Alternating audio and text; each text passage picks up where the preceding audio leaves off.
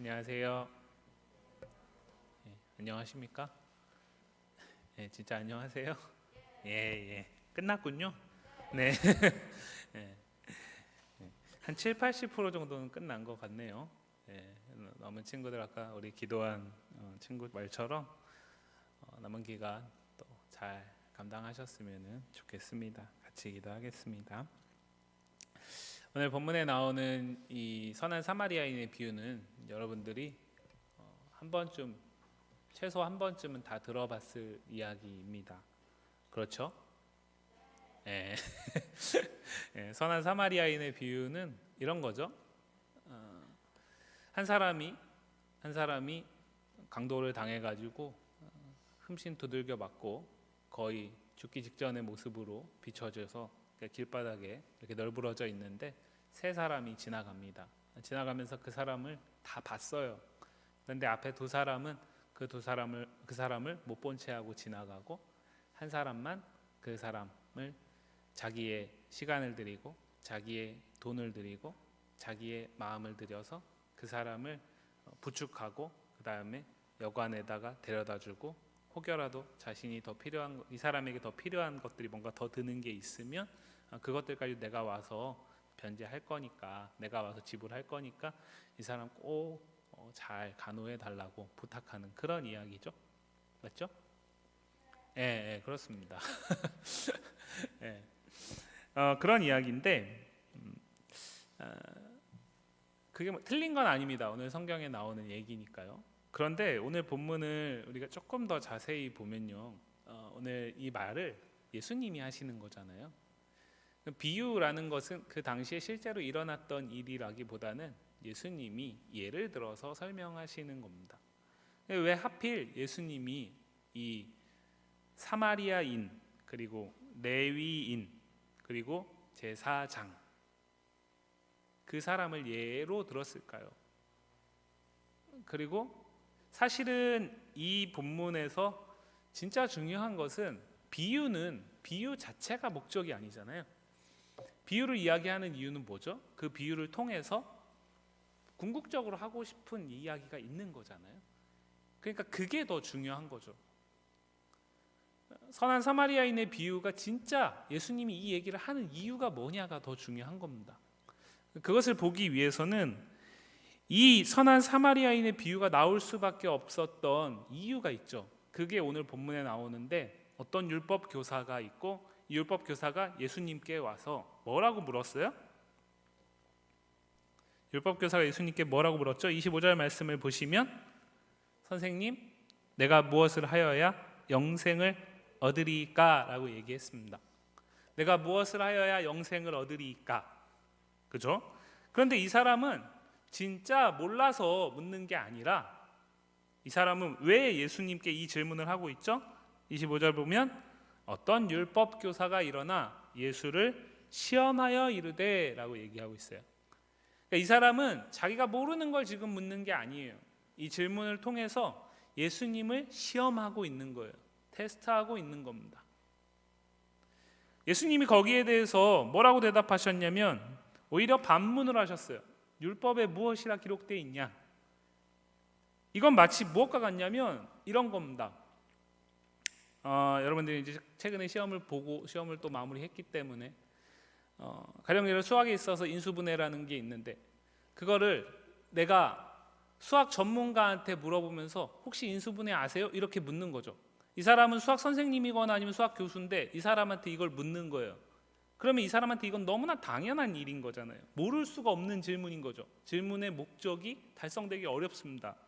이 사람이 지금 율법 교사잖아요.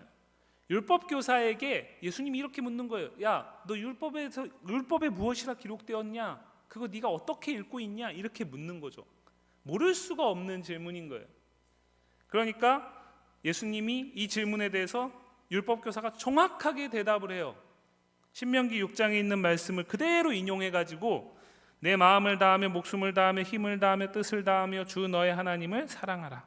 사랑하고 또한 내 이웃을 내 자신같이 사랑하라 하였습니다 라고 대답을 하죠. 그러니까 예수님이 그 대답을 딱 듣자마자, 네 대답이 옳다. 가서 그대로 행해라. 그러면 살 것이다 라고 얘기했어요. 자, 이 사람 지금 예수님한테 왜 질문을 던진 거라고요? 시험하기 위해서, 테스트하기 위해서. 그런데 지금 첫 번째 질문을 마무리하고 나니까 어떻게 끝났어요? 자신이 오히려 테스트를 당하고 있잖아요. 예수님이 자신이 예수님께 던진 질문에 대한 것에 대해서 예수님이 오히려 반문함을 통해서 절묘하게 이 사람을 시험하고 있어요. 오히려 그러니까 이 사람 시험하러 왔기 때문에 이대로 끝날 수가 없는 거죠.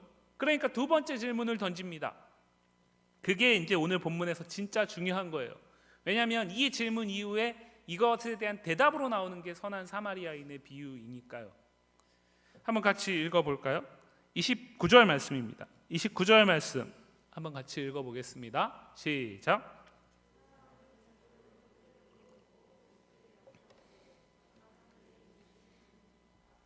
예, 이 사람 두 번째 질문은 뭐예요? 그러면 내 이웃은 누굽니까? 예요. 내 이웃은 누굽니까? 성경 기자는 이건 역시도 이 사람이 몰라서 묻는 게 아니다라는 걸 정확히 이야기하죠. 그런데 앞에 나와 있었던 표현과 다르게 쓰고 있어요. 뭐라고 얘기를 하고 있냐면 자기를 옳게 보이려고, 자기를 옳게 보이려고. 여전히 예수님과 이 사람의 관계, 이 사람이 예수님께 질문을 던지고 대화를 주고받는 것은 예수님을 테스트하기 위함입니다. 그런데 이 두 번째 질문엔 한 가지 의도가 더 들어가고 있어요. 무슨 얘기냐?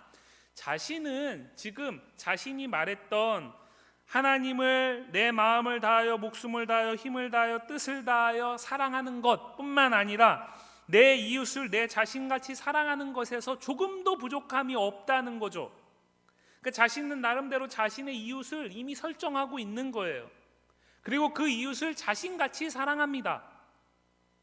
그러니까 예수님에게 이 사람이 지금 듣고 싶은 답은 뭐냐면 자신이 이웃이라고 생각하고 사랑하는 사람, 자신과 같이 사랑하는 사람, 그 사람이 바로 네 이웃이야 라는 걸 듣고 싶은 거죠.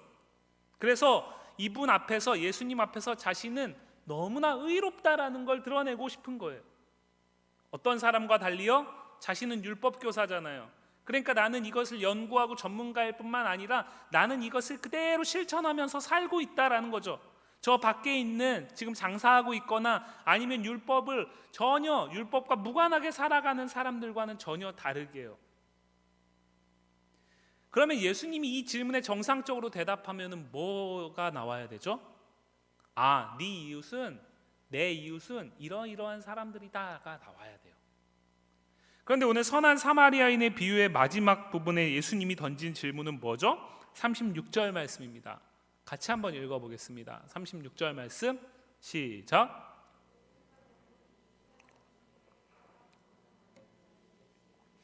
예, 예수님은 선한 사마리아인의 비유를 다 마치신 다음에 야, 이 셋 중에 누가 사마리아인의 이웃이냐?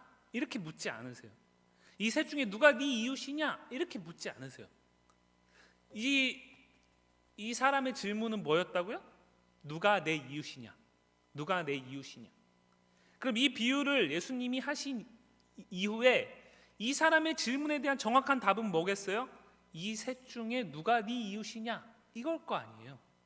그런데 예수님은 오히려 다시 질문을 던지고 있어요. 누가 이 비유에서 강도 만난 자의 이웃이냐? 누가 이 비유에서 네가 생각하기에는 강도 만난 자의 이웃이라고 할 수 있겠느냐? 라는 질문을 던지고 있어요. 그리고 이 사람은 거기에 대해서 답합니다. 뭐라고 답하죠? 우리라면 어떻게 답하겠어요? 여러분들, 이 세 사람 가운데 누가 강도 만난 자의 이웃입니까? 1번 제사장, 2번 레위인, 3번 사마리아인. 누가 이 강도 만난 자의 이웃입니까? 3번이죠. 그죠? 그런데 이 율법교사는 뭐라고 표현하고 있죠? 자비를 베푼 자니다 라고 표현하고 있어요. 그 입에 사마리아인이라는 말을 하지 않습니다. 여기에 중요한 함의가 담겨져 있어요. 이 사람은 율법교사입니다. 율법교사는 유대인 중에서도 유대인에 가까운 사람이라고 볼 수 있습니다.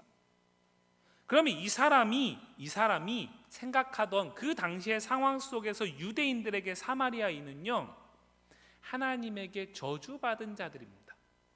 그래서 유대인 본래의 정체성을 아수르의 침략 가운데서 아수르의 식민 상황 속에서 혼혈됨으로써 피가 섞여버린 거예요. 그래서 유대인의 깨끗한 피가 아닌 더러운 피가 된 거죠. 그래서 신약 성경에 보면 개와 같이 여겼다라는 표현까지 나와요. 짐승과 같이 여겼다는 거예요. 말은 하고 있지만 저 사람 우리와 똑같아 보이고 말은 하고 있지만 저 사람은 우리와 종자가 다른 사람들이야. 오늘 본문에 국한시키면 이 율법 교사의 기준에 사마리아인은 절대로 내 이웃이 될 수 없는 사람들이에요. 내 이웃이 될 수가 없어요. 그런데 예수님의 이 비유를 주고받고 하다 보니까 강도 만난 자의 이웃은 누구예요? 명백하게 사마리아인이에요. 제사장은 어떤 사람들이에요? 하나님께 예배할 수 있도록 이스라엘 백성들을 이끌어가는 사람들이죠. 레위인은 어떤 사람들이냐면 그 하나님께 예배하는 제단 또는 성전, 성막 이곳에서 예배를 돕는 일을 하는 사람들이에요. 그러니까 이 사람들은 어떤 사람들이냐면 하나님을 내 마음을 다하여 목숨을 다하여 힘을 다하여 사랑하는 대표적인 모델이라고 볼 수 있어요. 율법교사 역시 마찬가지고요. 그것에 비해서 사마리아인은 어떤 사람이에요? 예루살렘 성전에 들어가서 예배조차 할 수 없는 사람이에요. 용납하지 않아요. 사마리아인은 어떤 사람이에요? 그 하나님의 약속에서 벗어난 사람이에요. 그래서 저주받아서 망한 민족이에요. 그렇기 때문에 자신이 이 얘기를 듣고 나니까 당연하게 사마리아인이라고 대답을 해야 되는데 그 얘기를 못하는 거예요. 받아들여지지가 않는 거죠. 예수님은 이 사람의 이 질문에 대한 답을 듣고서 자비를 베푼 자니이다 라는 답을 듣고 나서 예수님이 이렇게 얘기했어요. 가서 너도 이와 같이 해라. 자, 이러고 얘기가 끝나요. 자, 이 사람의 첫 번째 질문은 뭐였냐면 어떻게 해야 내가 무엇을 하여야 영생을 얻으리까 였어요. 사실 여기서 얻으리까라고 번역되어 있는 이 표현은 어떻게 해야 내가 상속받을 수 있습니까? 라는 거예요. 유대인들은요, 왜 자신들이 아브라함의 자손, 이스라엘 민족이라는 걸 그렇게 중요하게 생각하냐면 그들에게 있어서 하나님의 영생은 상속받는 거예요. 혈연 가운데 상속받는 거예요. 내가 무엇을 하는 게 중요한 것이 아니라 내가 이스라엘 민족의 순혈 민족, 순혈주의 가운데 있으면 나는 그 복을 상속받는 거예요. 그런데 예수님은 이 사람에게 뭐라고 대답을 한 거냐면 그것은 네 핏줄과 무관한 것이다 라고 얘기를 하는 거죠. 그것은 네 핏줄의 문제가 아니라 네가 하나님을 사랑하는 그 사랑을 가지고 이웃을 너 자신과 같이 사랑하는 것, 그것이라는 거예요. 그런데 예수님은 이 율법사가 자신을 의롭게 옳게 보이려고 얘기했던 내 이웃이 누굽니까? 라는 이 질문에 대해서 이렇게 답하는 겁니다. 네 이웃은 네 기준으로 생각하면 안 돼. 네가 자신과 같이 네 몸과 같이 사랑해야 할 이웃은 네 기준으로 이 정도면 내 이웃일 수 있겠다라는 네 기준 가운데서 네 시선을 가지고 생각하면 안 돼. 결정하면 안 돼. 네 이웃은 다른 사람이 아니야. 네 도움이 필요한 사람이야. 네가 도울 수 있는 능력이 되는 사람이야. 네 도움이 간절히 필요한 사람이야. 누구와 같이요? 예루살렘에서 여리고로 오는 길 가운데 강도 만난 자의 그 상황. 누구도 봤어요? 제사장도 봤어요. 레위인도 봤어요. 하나님을 너무나 사랑하는 이 사람들이 봤어요. 분명히 봤어요. 그런데 이 사람들을 왜요? 지나쳐요. 왜 지나쳤을까요? 여러 가지 해석을 할 수 있지만 단순하게 생각해 보죠. 예루살렘에서 여리고로 지나가는 길 가운데서 강도 만난 자가 길바닥에 널브러져 있어요. 간절히 도움을 요청합니다. 그런데 나 중심으로 생각하는 사람에게는 이 사람의 그 간절한 요청보다 뭐가 더 먼저 찾아올까요? 이 사람이 지금 강도 만났다라는 것은 이곳에 또 누가 있을 수 있어요? 강도가 있을 수 있죠. 강도가 출몰할 수 있는 지역이라는 가능성을 보여주는 거잖아요. 그렇기 때문에 그 강도를 내가 만나게 되면 나 역시 어떻게 돼요? 이 사람처럼 돼버리죠. 그러니까 어떻게 돼요? 이 사람을 불쌍히 여기는 마음보다는 뭐가 더 앞서요? 내가 빨리 피해야 되겠다라는 내 안전, 내 것을 지켜야 되겠다라는, 내 목숨을 내가 스스로 지켜내야 되겠다라는 그 생각이 더 앞서게 되죠. 내 눈으로 보게 되면은 이웃일 수가 없어요. 그러나 사마리아인은 어떻게 해요? 성경에 정확히 나오죠. 그 사람을 보고 불쌍히 여겨요. 불쌍히 여겨요. 이 사람의 눈으로 보는 거예요. 지금 내 도움이 필요한 이 사람의 눈으로 보는 거예요. 그러니까 내가 도울 수 있는 걸 가지고 돕는 거죠. 심지어 지금 부족하다면 남은 것들을 가지고라도 돕는 거죠. 그런데 오늘 말씀을 그래서 이렇게 결론 지으면 안 돼요. 우리는 내 중심으로 판단하지 말고 다른 사람의 생각을 가지고 다른 사람의, 지금 나의 도움이 필요한 그 사람을 도움으로써 영생을 얻는다라고 오늘 본문을 그렇게 마무리하면 심각한 문제가 생기죠. 왜냐하면 우리는 구원을 어떻게 받습니까? 여러분들 구원을 어떻게 받아요? 예수님을 믿음으로 받잖아요. 그죠? 그런데 오늘 본문은 뭐라고 얘기하는 것 같아요? 네가 선한 일을 행하면 구원을 받을 수 있다 라고 얘기하는 것 같단 말이죠. 그죠? 그렇다면은 굳이 교회라는 공동체가 필요 없게 되죠. 굳이 예수라는 사람을 믿을 이유가 없게 되죠. 왜요? 세상에서 예수 안 믿고도 법 없이 사는 사람들은 많진 않더라도 분명히 있으니까요. 그죠? 그렇기 때문에 오늘 본문을 그렇게 보면 안 돼요. 오늘 본문은 뭘 얘기하는 거냐면, 예수님은 야 너 가서 착하게 살아, 야 너 가서 네가 도울 수 있는 사람 도와야 된다, 이 얘기를 하는 게 아니에요. 오늘 본문은 사마리아인의 모습을 봐야 돼요. 사마리아인은 어떤 사람이에요? 어떤 사마리아 사람은 여행하는 중 거기 이르러 그를 보고 어떻게 했어요? 불쌍히 여겼어요. 불쌍히 여겼어요. 레위인과 제사장 같이 그냥 지나쳐도 돼요. 누구도 뭐라 하지 않아요. 그러나 그는 불쌍히 여겼어요. 그래서 어떻게 했어요? 그 사람에게 다가갔어요. 다가간 다음에 어떻게 했어요? 기꺼이 갔다라고 얘기를 하죠. 기꺼이 가서, 가까이 가서 기름과 포도주를 그 상처에 부어요. 싸매요. 자기 짐승에 태워요. 주막으로 데리고 가서 돌보아줘요. 이게 뭐냐? 자기 자신과 같이 이웃을 사랑하는 거예요. 여러분들이 어디가 다쳤어요. 여러분들이 어디가 상했어요. 아파요. 내 몸이 지금 힘들단 말이에요. 그러면 여러분들 내 몸에 좋은 거를 악착같이 먹잖아요. 지금 별로 좋은 건 아니지만 시험 기간 밤새면서 또는 막 잠을 줄여가면서 공부하는 친구들 막 각성제 먹죠. 목사님도 지금 세일의 기도에 이제 2주차 들어가고 3주차 들어가는데 목요일인가 너무 힘든 거예요. 그래가지고 제가 잘 안 먹는데 이렇게 고카페인에다가 이렇게 간장약에다가 이렇게 해가지고 파는 거 있어요. 5,000원짜리. 그거 사다가 마셨어요. 버틸 수가 없으니까. 버틸려고. 여러분들 부모님들이, 아니면 여러분들 할머님이나 할아버지가, 그분들이 몸이 약해지면은 여러분들 부모님들이 막 온갖 영양제들을 막 공급하시잖아요. 그죠? 그래가지고 내 몸의 약함을 강하게 만들려고 하지요. 그렇잖아요. 내 자신과 같이 사랑한다라는 것은 시키지 않아도 다 해요. 그런데 중요한 건 뭐냐? 이웃을 자신과 같이 사랑하라는 거죠. 그런데 그 이웃이 심지어 어떤 사람? 나한테 아무런 도움이 안 되는 사람, 나아가서 내가 혐오하는 사람. 유대인들에게 사마리아인은 혐오의 대상이잖아요. 내가 절대로 내 이웃이라고 생각하지 않아서 내 선 안에 절대로 넘어올 수 없게 한 그 사람, 그 사람을 누구와 같이요? 마지못해서가 아니라 내 몸과 같이, 자기 자신과 같이 사랑하라는 거예요. 여러분들, 오늘 이 본문에 나오는 이 강도 만난 자하고 똑같은 자들이 우리예요. 이 강도 만난 자는 그냥 물질을 좀 빼앗겼고요, 그리고 조금 많이 두들겨 맞아서 많이 상했고 다쳤어요.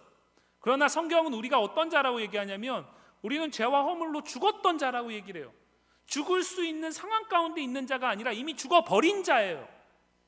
이미 죽어버린 우리는 누구와 가까이 할 수 없어요? 하나님 앞에 나아갈 수가 없어요. 나아가서 우리는 그렇게 망할 수밖에 없어요. 그런데 그러한 우리를 하나님이 불쌍히 여기셨어요. 하나님 입장에서 생각하면 굳이 하지 않으셔도 될 일이에요. 하나님은 하늘 보좌에서 여전히 죄인들로 가득하지만 그래도 하나님이 창조한 세상을 다스리시면서 왕으로 계시면 충분해요. 그런데 그 하나님이 우리를 불쌍히 여기셨어요. 불쌍히 여기셔서 어떻게 하셨어요? 자신이 친히 인간의 몸을 빌어서 이 땅에 오셨어요. 이 땅에 오셨어요. 하늘의 신의 그 영광을 버리고 신의 지위를 버리고 우리와 똑같이 연약한 인간으로 이 땅에 오셨어요. 심지어 왕궁에 오신 것도 아니에요. 우리가 성탄절날 크리스마스 때 늘 듣지만 예수님은 어디에 오셨어요? 말 구유에 오셨어요. 고상하게 써 있지만 말 여물통에 오셨다라는 거예요. 어느 아들을 거기에 눕힙니까? 어느 아기를 사람들이 거기에 눕힐까요? 절대로 눕히지 않죠. 그런데 예수님 그렇게 천하게 오셨어요. 누구 때문에요? 우리 때문에요. 오시기만 하고 알아서 끝나셨나요? 아니에요. 오늘 이 강도 만난 자의 이웃인 선한 사마리아인은 자신의 물질, 자신의 시간, 자신이 가진 모든 것을 가지고 그에게 가까이 가가지고 그를 싸매고 그에게 할 수 있는 모든 것을 다 합니다. 그러나 이 사람은 뭐는 못해요. 자신의 생명까지 내어주진 못하죠. 그러나 예수님은 어떻게 하셨습니까? 자신의 생명까지 십자가에서 내어주셨어요. 누구를 위해서요? 우리를 위해서요. 우리를 위해서요. 오늘 이 선한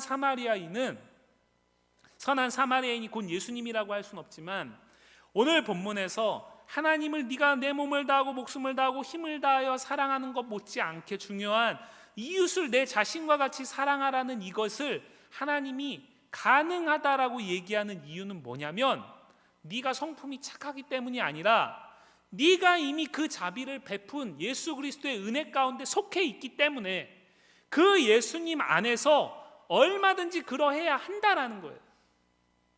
오늘 본문은 뭘 묻는 거라고요? 어떻게 영생을 상속받을 수 있습니까?